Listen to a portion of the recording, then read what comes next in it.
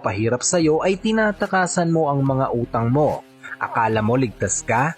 Akala mo na utakan mo sila? Ito ang kadalasang hindi nyo napapansin pero malaking impact po sa financial status natin ang pagbabaliwala sa mga utang. Lahat naman tayo gustong makawala sa utang pero ang pinakasolusyon dyan ay kailangan mo yang harapin. Kasi kung binabaliwala mo lang ang utang mo, lalo lang tataas ang interes, lalo ka lang mahihirapan.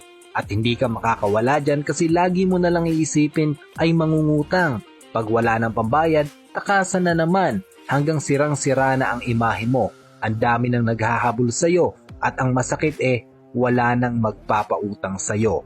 Kaya ang pinakamaganda talaga ay maghanap ka ng source of income.